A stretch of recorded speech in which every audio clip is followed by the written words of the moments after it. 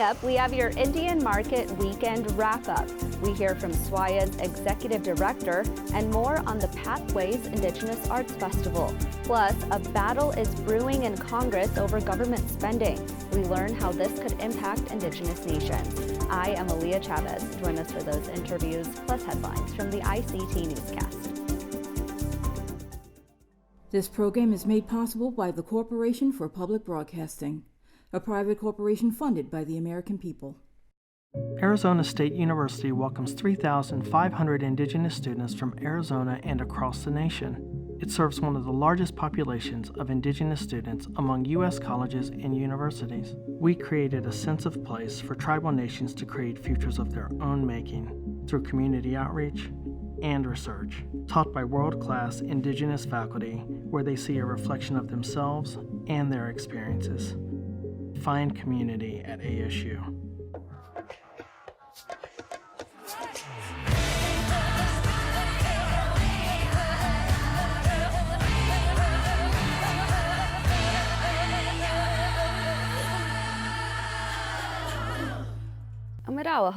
Thank you for joining us. We start our newscast today in Hawaii, where residents of Maui are recovering from wildfires. On Monday, President Joe Biden and First Lady Jill Biden visited the island to survey the damage and meet with people who are grieving the loss of loved ones and homes. FEMA, also known as the Federal Emergency Management Agency, has opened its first disaster center on the island. Residents on Maui can now get information about assistance and other updates. Public schools on the island have begun processes to reopen, and traffic resumed on a major road. At least 3 schools were untouched by the fires in Lahaina, where entire neighborhoods were turned to ash. Herman Andaya, the Maui Emergency Management Agency administrator, resigned over criticism not to sound sirens to warn of the spreading fires. The head of the island's emergency agency initially stood by their decision not to sound the sirens, saying that would have risked more people to rush toward the fires. With at least 114 people killed and over 800 people missing, Governor Josh Green anticipates more bodies could be found as the search continues. We head now to northern Wisconsin, to Lac du Flambeau territory, where there are no more roadblocks for the roadblocks. A federal judge last week tossed a lawsuit seeking to stop the Lac du Flambeau Band of Lake Superior, Chippewa from barricading reservation roads. 21 non-tribal landowners had relied on the roads to access property inside the reservation. The tribe blocked the roads in January, saying the agreements allowing passage had expired. This prompted landowners and a local town to sue. U.S. District Judge William Conley ruled for the tribe, affirming its sovereign right to control access to its roads. There is new funding aimed at tackling the history of federal boarding schools in the U.S. Earlier this month, the National Endowment for the Humanities announced a special funding opportunity of up to $30,000 per project. Federally recognized tribes, as well as nonprofits and state and local governments, are eligible to apply. The NEH says it will fund projects like language revitalization programs, research related to unmarked graves, and the creation of websites or books on tribal histories of the federal Indian boarding school system. NEH Chair Shelley Lowe, who is a citizen of the Navajo Nation, called the funding important because, quote, the policies of the federal Indian boarding school system have left deep and lasting scars in every Native community. Applications will be accepted on a rolling basis through December 1st, and you can find more information on the NEH website. An Indigenous leader has been chosen to share her environmental expertise as an advisor to a federal committee. Chairwoman of the Northern Chumash Tribal Council, Violet Sage Walker, was one of 18 members appointed to the Federal Ocean Research Advisory Panel. She is joined by representatives from a variety of backgrounds, including academia and tribal and state governments. Diversity was a key component to membership, all to ensure various perspectives across the marine science community were considered. The advisory panel will help guide federal government efforts in tackling some of the biggest challenges facing our oceans. The experts will provide the Ocean Policy Committee with the technical and policy advice.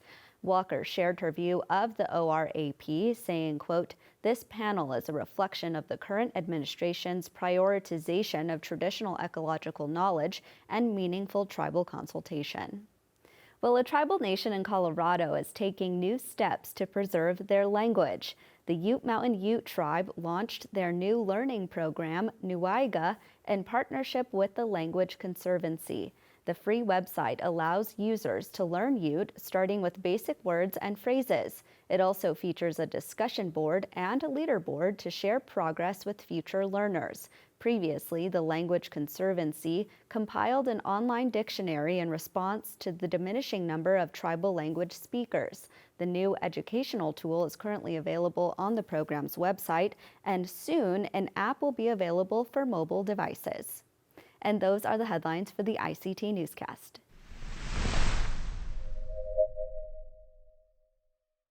Over the weekend, the Pathways Indigenous Arts Festival was held at Buffalo Thunder Resort and Casino on Pojoaque Pueblo lands. This was the third year the festival, featuring artists, filmmakers, musicians, and more. Poe Cultural Center's Executive Director Carl Duncan is joining us now virtually to tell us all about the sights and sounds. Hi there, Carl. Hi, thanks for having me. Tell us about this festival and how it was started. Well, this festival was born out of the pandemic, out of the need to support Native artists. And in the pandemic, we saw a great need to support artists financially, as many of the venues slowed down, closed off. And so we did our best to try to find mini grants for artists, virtual programming. And as we were coming out of the pandemic, we met and we decided, what are we going to do next? And so we created this festival kind of based off of those same values of helping the community, helping Native artists. And so with the resources that we have here and other partners, we were able to create this festival that really is a place to showcase Native artists, Native performers, Native filmmakers, and invite the public to see the different talents that all these artists have. And it's such a great time and great location for this event, along with a variety of things happening throughout the weekend here in the area of Santa Fe, Pueblo, Table country. We were really happy to support Pueblo artists, New Mexico artists, and other artists that came from around the country as well to this festival that we have here. For those of us who weren't able to attend, tell us about the atmosphere and generally what people were excited to see or do or eat at this festival. Yeah, we had a number of food vendors here from around the local area here. So people were able to mingle, socialize, see old friends, visit with each other. That's what the whole feel is here in at Pathways. It's really a community event. And so we have a lot of artists who really continue to come up to us and really thank us. We try to provide water, we go out to them, we check with them, we visit with them. Everything we do, again, is for the artists. And so we really do our best to support them and anything that they might need. We have a full slate of over 30 different performers. Every single day, there's a lineup about every single hour, either indoors or outdoors, of Native performers. Sometimes it's their first time to perform. Sometimes they're coming from different states and they want the opportunity to show their music. And it's a really festive atmosphere. And people just like to hang out, to go inside, go outside, and be able to see and visit the different tribal arts that are being shown, whether it's jewelry, pottery, 2D art. There's a wide range of different art forms that are showcased there. Tell us how much this festival has grown since it was first started. Yeah, since our first annual, we really didn't know, what was going to happen. We really thought, we'll build it and see if they come, and we're able to have a event where we had a few thousand people come to the event, and we had about 300 artists. This year, we've grown to about 350 or so or more artists.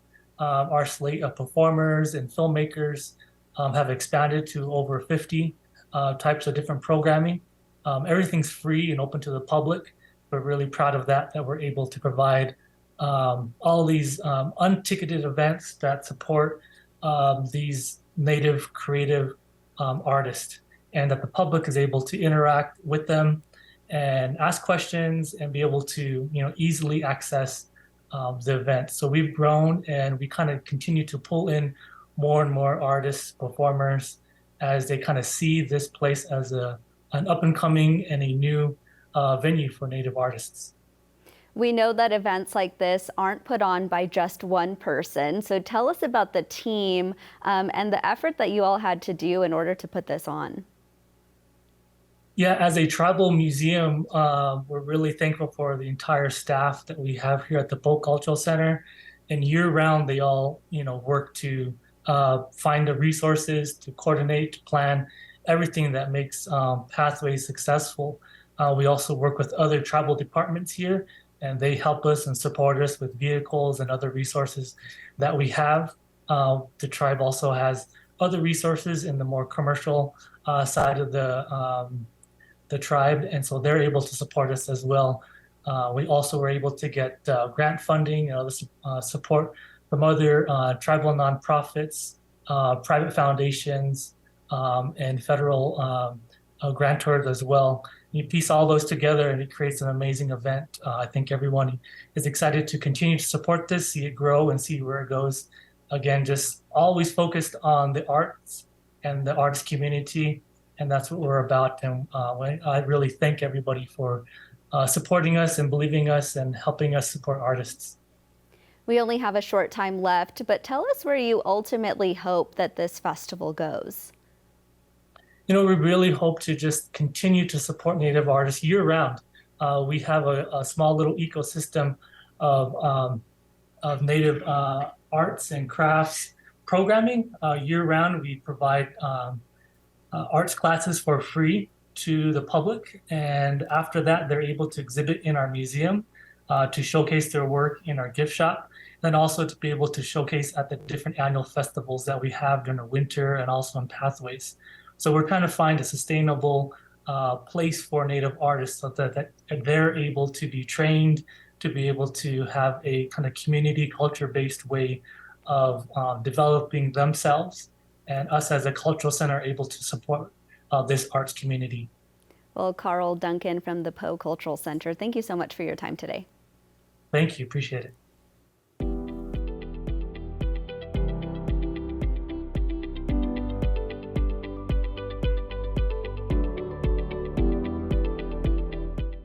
The Santa Fe Indian Market celebrated its 101st birthday over the weekend. Artists traveled from more than 100 tribal communities in North America and Canada to make the event. Here to tell us more about the market is the Executive Director of the Southwestern Association for the Arts, Jamie Schultz. Jamie, now that the event is over, in just a few words, tell us how you describe this year's Indian Market. I would describe it as a community celebration, a very successful. We were able to provide a beautiful platform for many of our artists visiting from all over the continent. What events took place this year? So we have, of course, our Best of Show awards that happened on Friday. We received over 900 different pieces of art from our juried in artists that were able to go ahead and compete in that Best of Show. We were able to have a Best of Show winner.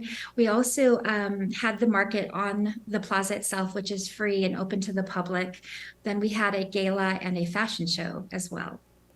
As we mentioned earlier, artists from all over the world come to Santa Fe to compete in these Best of Show competitions. Tell us about some of the artists and about the judging process. So the judging process is, we had over 90 judges at this event, which was really an amazing amount of knowledge and acumen in the room. This is from Native artists, as well as Native museum curators, as well as non-Native. So we bring the best of the best to really define and look at this at this process, and it takes well over a full day to make sure that we are also doing well by the classifications. SWAIA Santa Fe Indian Market has over 220 different awards that they award each year. And so within the divisions and the categories, we also see the smaller classifications that we are looking to highlight and always make sure that there is some acknowledgement towards this hard work that's being done. Can you tell us more about what it means to be a vendor who placed in these awards and what the benefits are for them? Yes, so Native artists that have won awards at the Best of Show or even Best of Divisions, Best of Category, it can set their career up. So it is something that's an acknowledgement because you're among the best of the best in Indian country as far as Native arts. The jurying and process is very intensive and sometimes time consuming for our artists, but it does reflect the fine arts that we are known for and putting forward into the world. So that process allows them to come forward and compete among their peers in their classifications. So that is also something that can be a really big acknowledgement, not only from their peers, but also from the outside sources. So it does set up careers, it allows them to say that they placed or awarded in Santa Fe Indian Market. We saw artists and actors, models, designers, and so many more, even politicians come to market this year. Do you have any estimates on the amount of people who attended? So this is the first year that we've created a data capture for this.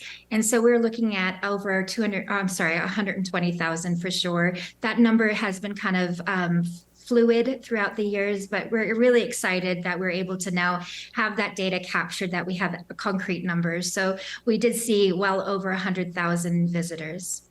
Is there any data on the economic benefit of so many outside travelers going to Santa Fe for this event? That is something that I'm still working on as the executive director. I think that that's something that is a little bit nebulous right now. The state has come out last year and credited us with $160 million for this one weekend event. But we're still tracking ways that we're able to go ahead and have very defined economic impact, but we're looking at that for this next year as well.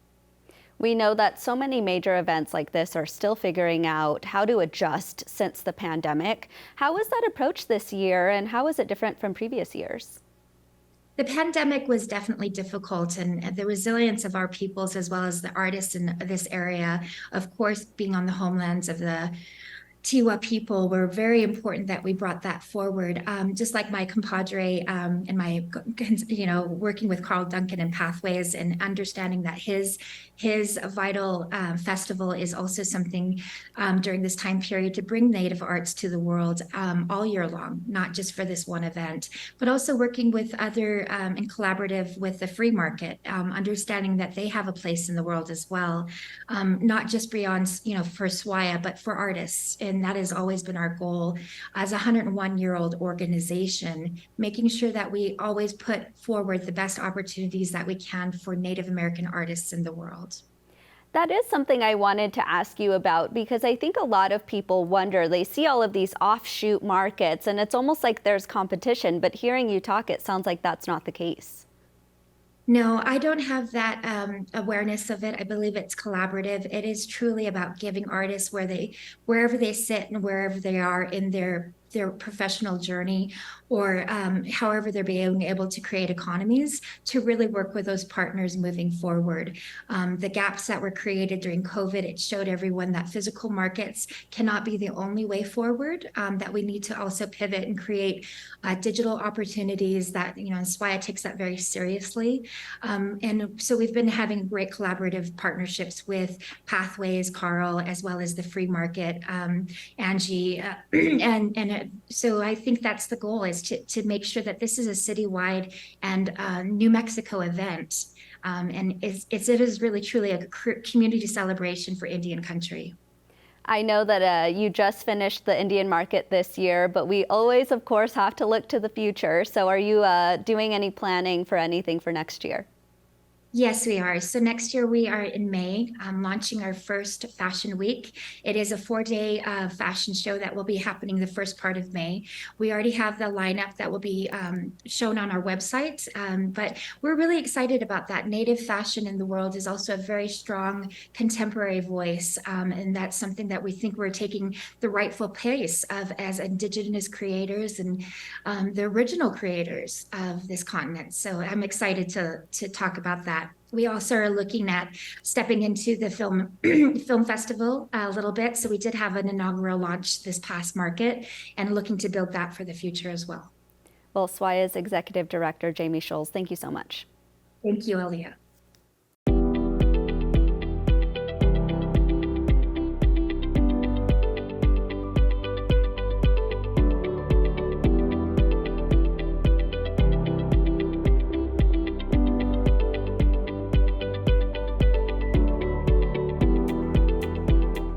On Monday, the House Freedom Caucus released a letter stating a list of demands. If those demands aren't met, the group says it is willing to let a government shutdown happen. At the same time, the Farm Bill is also up for renewal and shares the same deadline as the appropriations bills.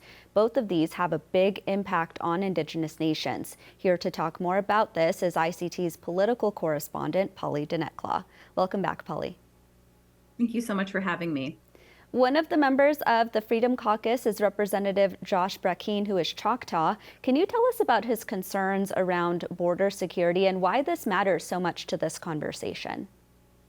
So Josh Brackeen is a freshman member of Congress. He was just recently elected to represent Oklahoma's 2nd congressional district after Mark Wayne Mullen moved into the Senate. And so that seat continues to be held by an Indigenous member of Congress.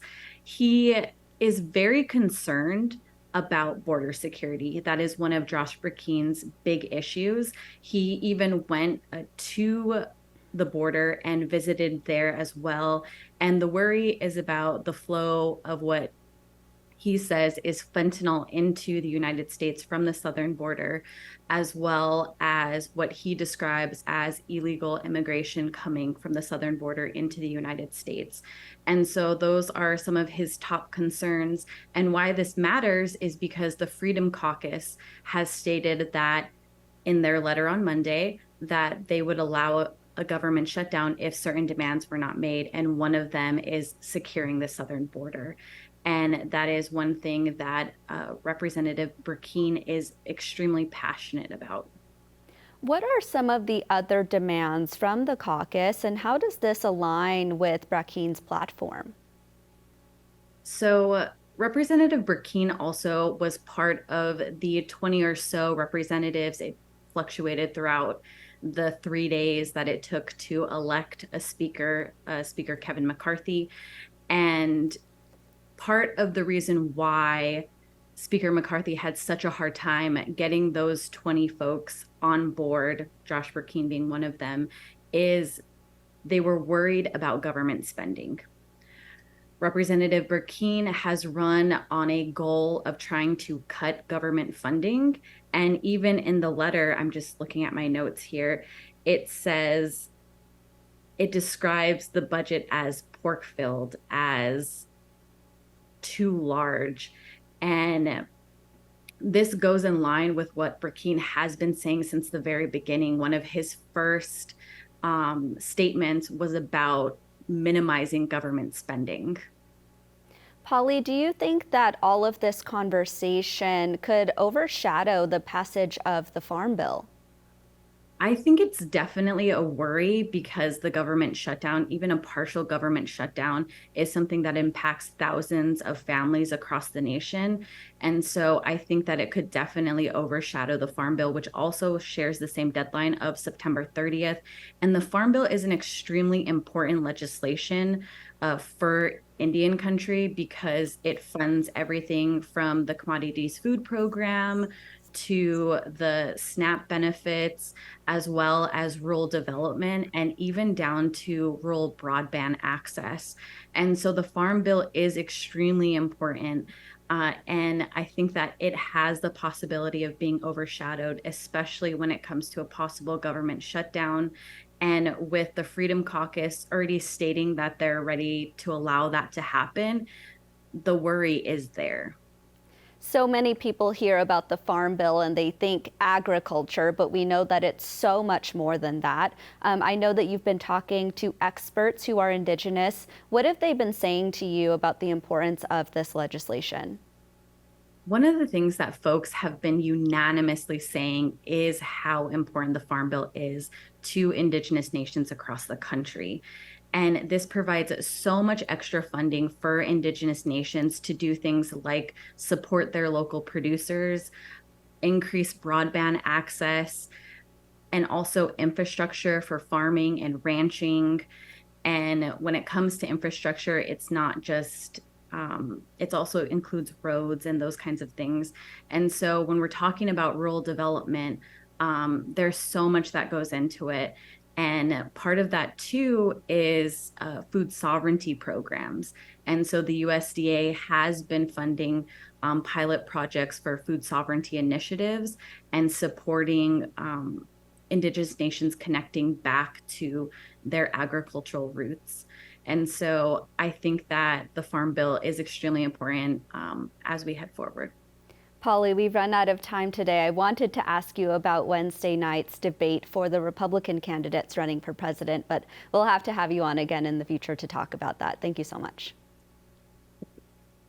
And that's a slice of our Indigenous world. For all the latest, visit ictnews.org. From all of us in the newsroom, stay safe, my relatives.